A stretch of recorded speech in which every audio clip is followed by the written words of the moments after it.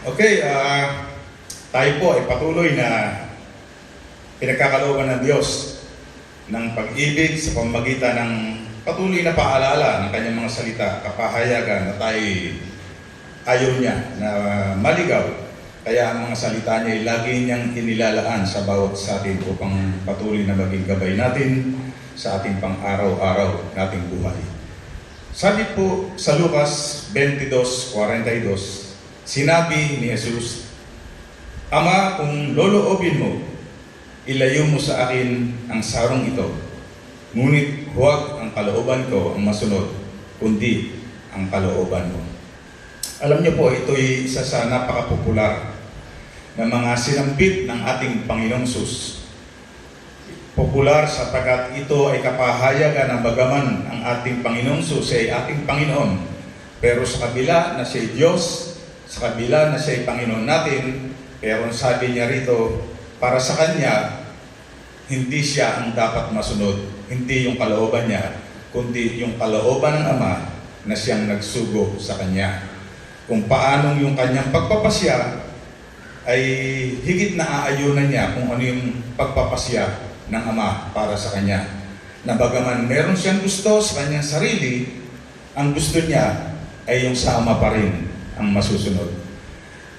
Ang tema po natin ngayon na lagi nating sinasampit sa ating mga mensahe sa Ligan, drawing near to our God.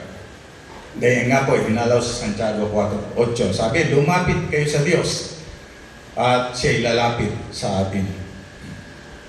Ito po'y kapahayagan na kung ano yung ninanais ng Diyos para sa bawat isa atin.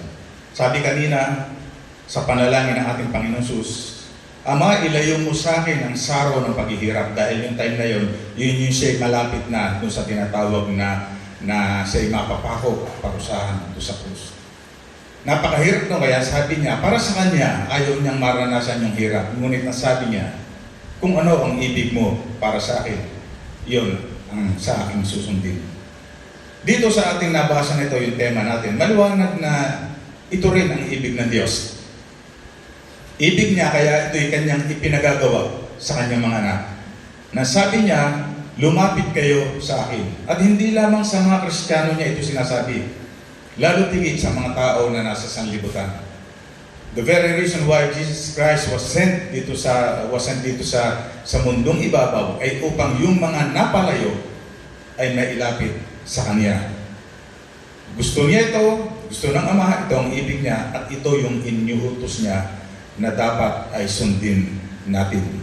Bagaman siyempre tayo lahat, bagaman tayo may mga pagkakilala na sa ating Diyos, bagaman tayo lahat ay meron ng relasyon sa ating Diyos, pero malimit na dumarating pa rin siyempre sa buhay ng bawat isa sa atin na meron tayong mga kanya-kanyang ibig na minsan ito yung namamayani kumpara dun sa ibig ng Diyos na gawin natin.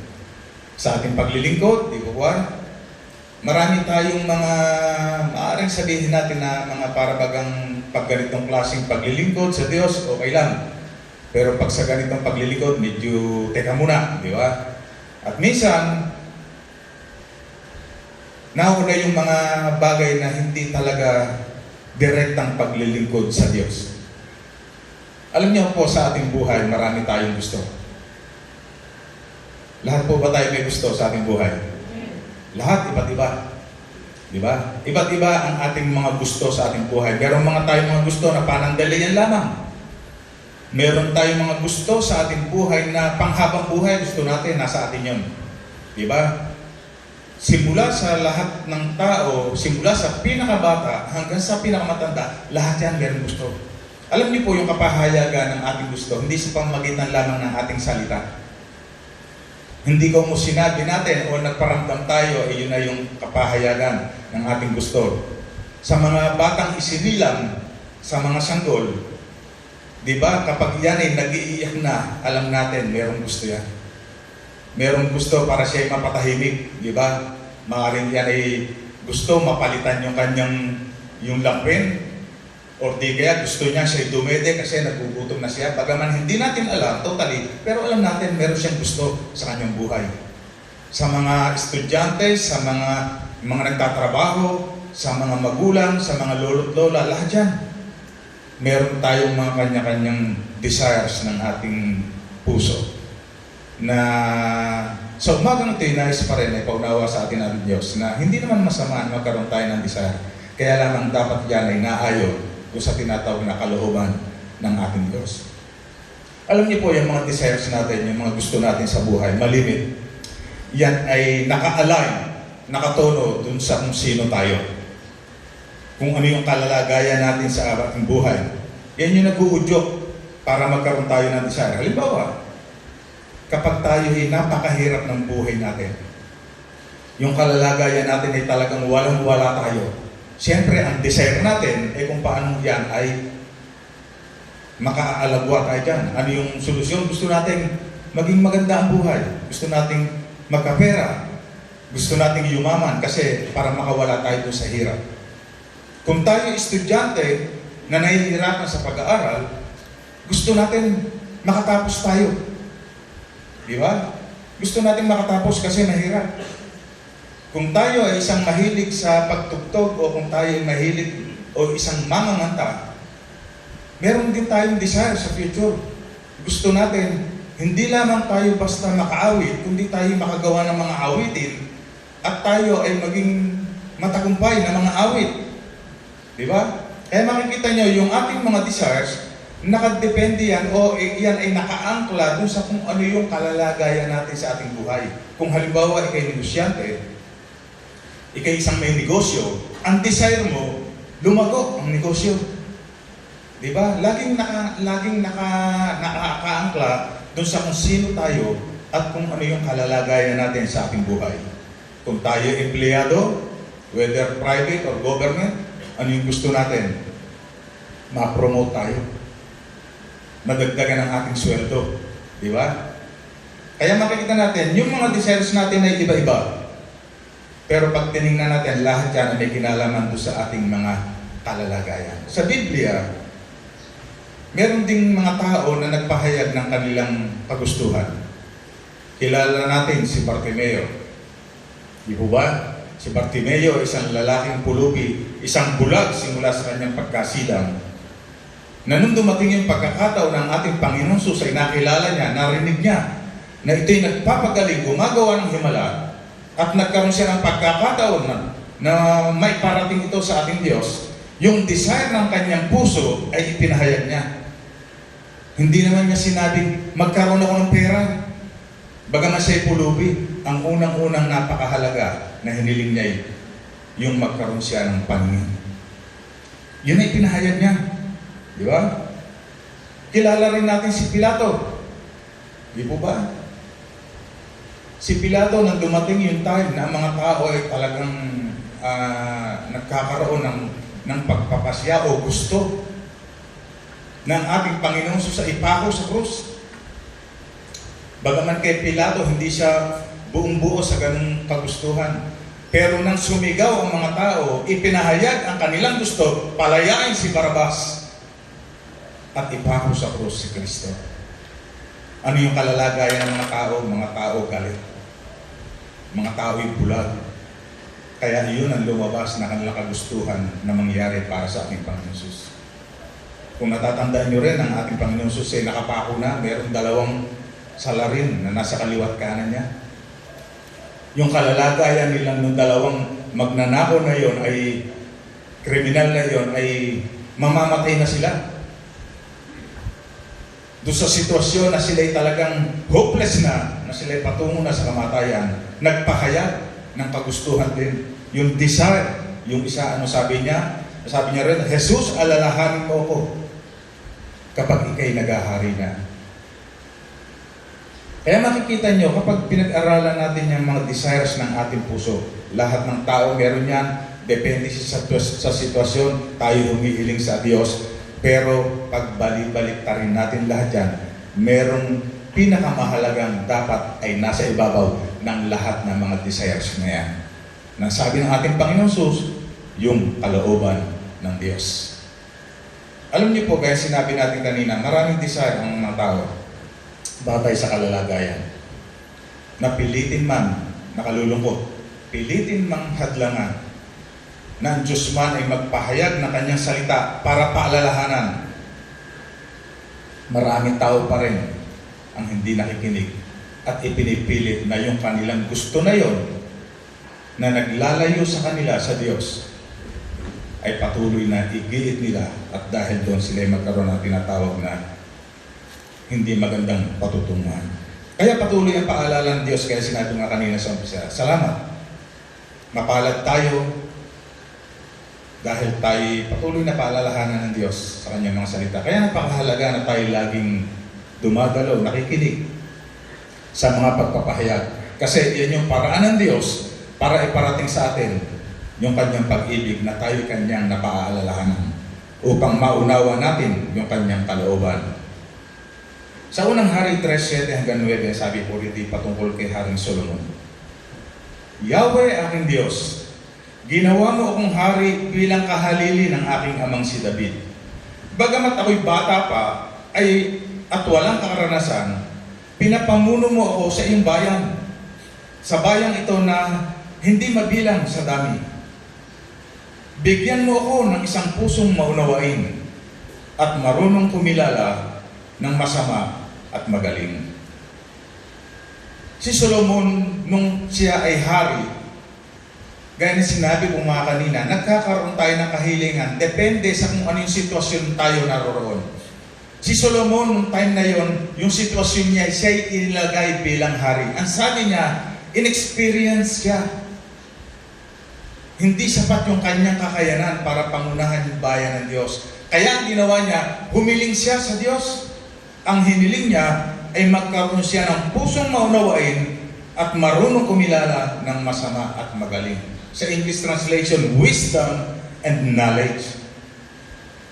Bagaman marami naman sa mga kakristyanuhan ang humihiling sa Diyos ng karunungan, ng wisdom, pero pangkalahatan, generally speaking, ang marami ang hinihiling katanyagan, kayamanan, at kasayahan. Yun yung mali nito. Kaya ginagawa ng isang tao, kaya siya nagde-desire para siya masihan. Kaya siya nagde-desire na siya magkaroon ng magandang status sa buhay kasi yung popularity, yung fame. Diba? Kaya tuloy makikita nyo yung mga nasa sa telebisyon o yung tinatawag na entertainment. Lahat ginagawa para sumikat. Sa mga politiko, lahat ginagawa para sila'y mapalagay doon sa itaas. Ang tanong sa umagang ito, ano ang desire ng puso ko talaga? Ano yung desire mo na nangingibabaw sa desire ng Diyos na sabi niya, draw near to God? Ano yung bagay na humahad lang sa iyo o sa ating lahat? Kaya tayo hindi lubusan o bumbu na makalapit at manatili sa presensya ng Diyos.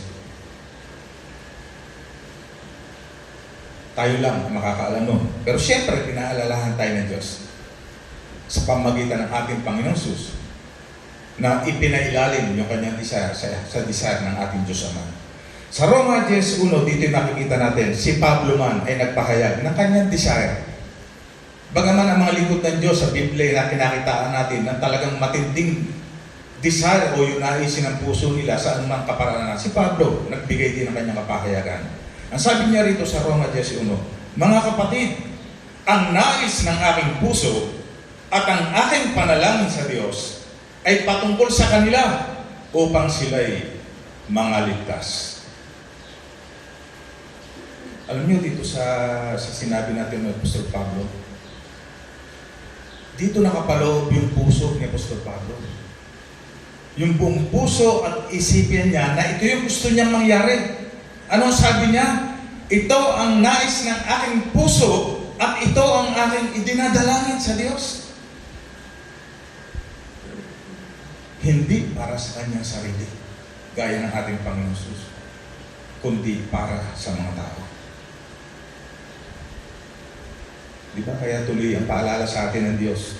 Hindi masama na kalingain ang ating pamilya, hindi masama na tayo magkaroon ng magandang buhay dahil pangako rin ng Diyos yan. Ang pinapaalala lang natin, gaya ng sinasabi sa Mateo 6:33, na unahin natin yung sa Diyos. At siya naman ang bahala, lahat ay idadagdag niya. Dito makita natin yung kahalagahan na dapat makita natin na yung desire natin dapat naka-align sa desire ng ating Diyos, gaya ng kay Apostol Pablo at gaya ng sa ating Panginoong Sus. Di ba kaya minsan nagkaroon na tayo ng mga discussions and even nakarinig na tayo ng mga teachings sa seminars na kahit ano pa ang dami ang ating ginagawa patungkol sa gawain ng Diyos, pero kung hindi iyan ang kalooban ng Diyos na pinagagawa sa iyo, nawawala ng kabuluhan. Maraming gawain sa loob ng iglesia. Napakarami. Actually, ang gawain po ng iglesia ng Diyos, hindi lamang po dito sa iglesia. Maging sa maraming iglesia, tayo ay ginagamit ng Diyos para gumawa. Pero siyempre, sa napakaraming gawain na yan, napakahalaga na dapat yung ating ginagawa, yun ang kalooban ng Diyos na dapat nating ginagawa. Para magkaroon ng bearing, magkaroon ng halaga. Di ba? Kaya yung tanong ko kanina, ano ba yung desire talaga ng ating puso? Sa ngayon ba'y tukoy natin sa ating sarili bilang mga lingkod ng Diyos? Tukoy na ba natin sa ating sarili na kapag tinanong tayo ngayon, pwede nating sagutin agad sa ating sarili? Halimbawa, tinanong ko sa inyo ngayon, ano ba ang desire ng puso mo patungkol sa paglilingkod sa Diyos? Meron ka ba na tukoy na sagot? O ngayon ay nag-iisip ka pa? Hindi mo tiyak kung alin. Dapat tukoy natin yun. Kaya ang ginagawa ni Apostol Pablo, hindi lamang yung laman ng kanyang puso, iduludulog niya ito sa Diyos sa panalangin para masigurado niya na talagang ito ang nais ng Diyos para sa kanya. Kaya mahalaga po yun.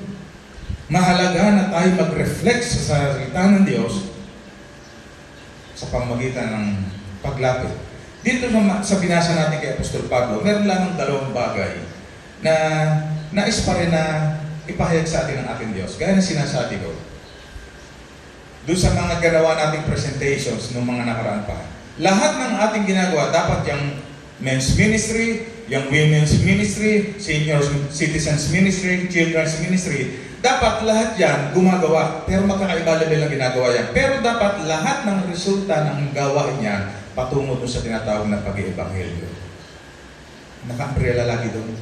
Hindi po pwedeng ang resulta niyan ay walang kinalaman sa pag-iebanghelyo. Kaya doon sa mga hinihingi namin na mga plans and programs, di ba? May mga program tayo doon na nakita ko, na nabasa ko, na may ang resulta ay magdudulot sa pag-akay ng mga kaluluwa. Pero yung iba ay medyo na-miss. Siyempre, ang paalala ng Diyos, bakit ba ipinadala ang ating Panginoong Sus? Ano yung ultimo layunin ba't ipinadala ng Diyos ang ating Panginoong Sus? Para makabuha siya ng 12 disciples? Para yung kanyang G12 ay mabuo niya? Para siya gumawa ng himala? Hindi iyon ang main ng pagdadala ng ating Diyos Ama sa ating Panginoong Sus. Ang pinaka layunin kung bakit ipinadala ng Diyos Ama yung alam na natin, para sa kaligtasan ng kaluluwa sa pamamagitan ng pag-ebanghelyo.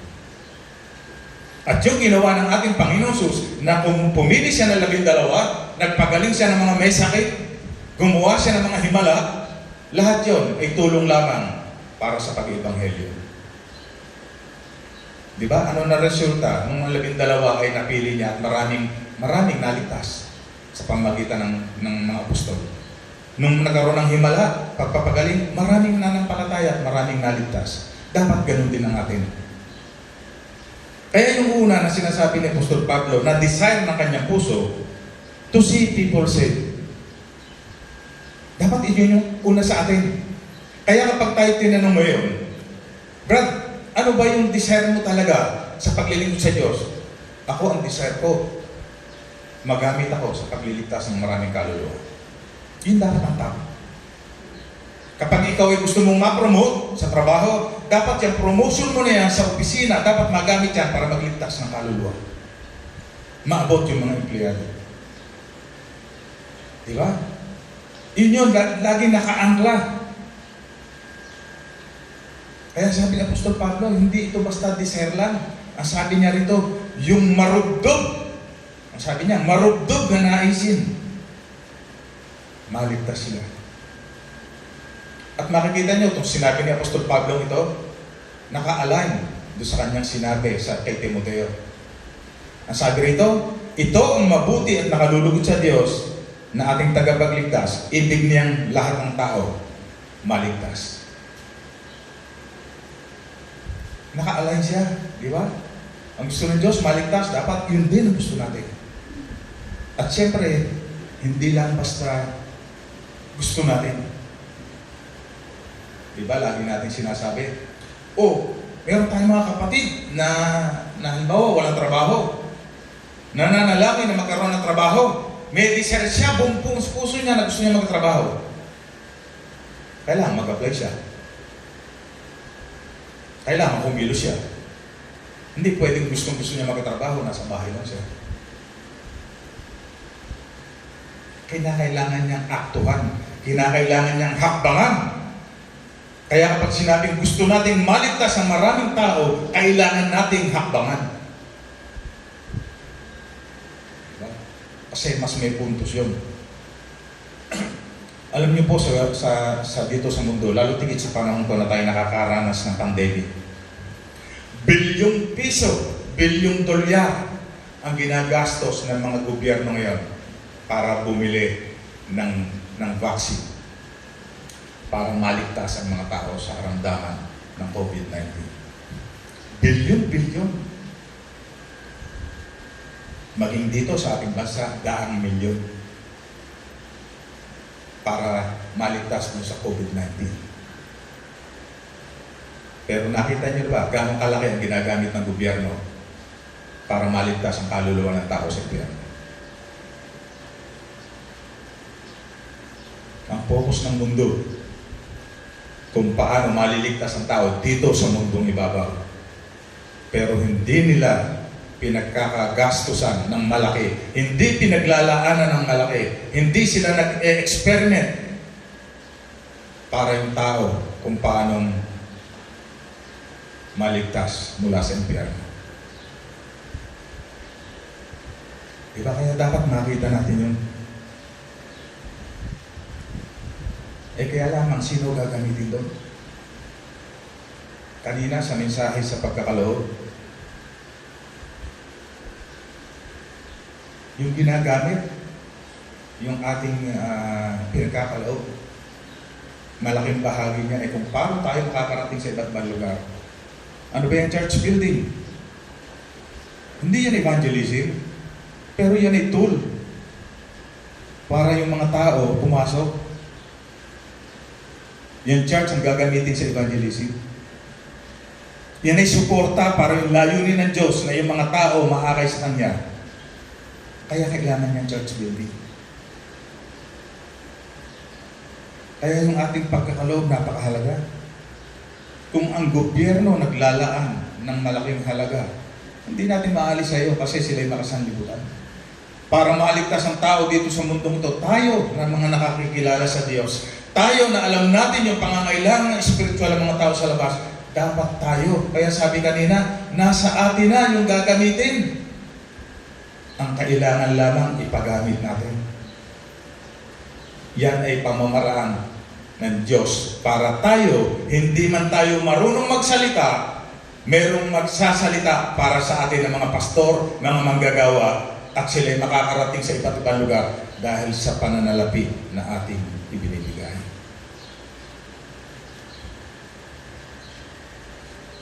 Kaya sana makita po natin yun. Yung lawak o yung layunin kung bakit tayo ginagamit ng Diyos sa iba't ibang kaparaanan. Hindi naman tayo lahat evangelist. Diba? Sabi sa Biblia, may evangelist, may guro, may pastor, may propeta. Hindi lahat. Pero ano yung part mo? Di ba? Ano yung part mo na dapat nakita mo ngayon? Nakita natin. Dapat tukoy tayo doon sa ating part sa gawain ng Diyos. Sabi nga sa isang pahayag patungkol sa isang evangelist na talagang very popular sa United States. Kilala niyo naman yun, si Dwight L. Moody. Alam ko lahat yun, narinig niya. Kung hindi man kayo masyadong particular kung sino talaga siya, pero kilala niyo, narinig niyo na yan, yung Dwight L. Moody. Alam niyo sa panahon ni Dwight L. Moody, ng panahon ng Panginoon ay talagang nasa kasiksigan, nasa peak ng paggamit sa kanya. Isang beses siya magsalita sa isang stadium, 20 to 35,000 ang tao na tumatanggap. At iyon ay sinamantala sa panahon niya. Kasi bakit? Iyon kasi yung pagkakataon niya na magagawa niya yung kalooban ng Diyos para sa kanya. Kanino ba nang galing yung kakayanan na siya magpahayag at mag-convert ng mga kaluluwa? Sa Diyos pa rin. Kaya kung ano yung binigay sa kanya na yon, ginamit niya mightily para maraming tao ang maligtas. Hindi lang sa United States, kundi maging mga sakaratig na lugar sa Europa. Basahin niyo yung kasaysayan ng Dwight L. Moody. Pero sa kabila nun, mga kapatid, sa kabila na sa Dwight L. Moody, isang napakagaling na evangelist, talagang ang Diyos ay sumasa kanya, pero marami pa rin pumula sa kanyang ginagawa. Siyempre, hindi naman mawawala yon. Pero ano sabi ni Dwight L. Moody? Doon sa mga tao na kung saan ay kumupwesto pa rin doon sa kanyang ginagawa na pagdadala ng mga tao sa Diyos. Ang sabi niya, I like my way of doing it better than your way of not doing it. Ano sabi niya? Mas gusto ko pamamaraan ko kaysa sa pamamaraan mo na hindi mo naman ginagamit. Totoo, wala namang pamamaraan na perfecto dahil tayo tao eh. Lahat ng ating programa, may butas yan, meron yung ano. Pero ginagawa natin yan. Yung lahat ng mga ministries na yan, yung lahat ng mga ating ginagawa, couples, yung men's camp, yung lahat. Ginagawa natin yan kasi dapat ang naging resulta niyan, kaluluwa. At iyon ang kay Dwight L. Moody. Kaya para sa kanya, totoo, imperfect ang kanyang ginagawa. Pero may mga naliligtas. Diba? Napakahalaga. Kaya muli, ano yung desire talaga ng puso natin? Mga kapatid, hindi naman pare-pareho ang talento na pinagkatiwala sa atin ng Diyos. Kaya nga mayroong talinghaga patungkol sa pagkakaloob sa talento na pinagkaloob niya. Merong isa lang, merong 5, may 10. Lahat tayo, hindi pwedeng wala. Meron tayo lahat, kapatid. At ipagsusulit natin yan sa Diyos. Ang kalooban ng Diyos, kung bakit tayo binigyan ng talento, gamitin natin yung talento na yan. Hindi para itago. Hindi para ibaon sa lupa. Kaya sabi nga ni Dwight L. Moody, kahit hindi isabong ako, ginamit ko naman. Kaysa sa'yo na pwede ka namang magbunga ng marami, pero hindi mo ginamit. Kaya yun po yun, pag sinabing draw near to God, hindi lamang tayo ang sinasabi ng Diyos na lumapit sa Kanya. Ang gusto ng Diyos, gamitin tayo para maraming lumapit sa Kanya. Hindi lamang tayo tinatawag ng Diyos. Kaya sa oras na ito, ano yung iniisip natin patungkol sa kalooban ng Diyos? Magkaroon tayo ng change of mind. Change of heart. Ito yung pinagagawa sa atin ng Diyos. Hindi ito yung kay Pastor Ronnie lang. Ito yung ipinapahayag ng Diyos sa lahat sa atin. Ano sabi rito sa Colossus 3:1-2, sabi ni Pastor Pablo? Binuhay kayong muli na kasama ni Kristo. Ito yung mga tayo na mga Kristiyano. Kaya pagtuunan ninyo ng isip ay ang mga bagay na nasa langit na kinaroroonan ni Kristo, na nakaupo sa kanan ng Diyos. Ang mga bagay na panlangit, ang isaisip ninyo, hindi ang mga bagay na panlupa. Ang lahat ng gobyerno sa mundong ito, ang pinag-iisipan ay puro mga bagay na panlupa. Kaya makikita nyo, yung kaligtasan na kanilang nais na maibigay sa mga tao ay hanggang lupa lang. Kaya tayo kinakausap ng Diyos. Ano sabi rito? Binuhay kayong muli kasama ni Kristo. Ay yun, yung mga naborn again. Ang purpose, kaya tayo binuhay na muli. Kaya si Kristo na ay nasa sa atin. Kasi para yung kaisipan ng Diyos ay maging kaisipan natin.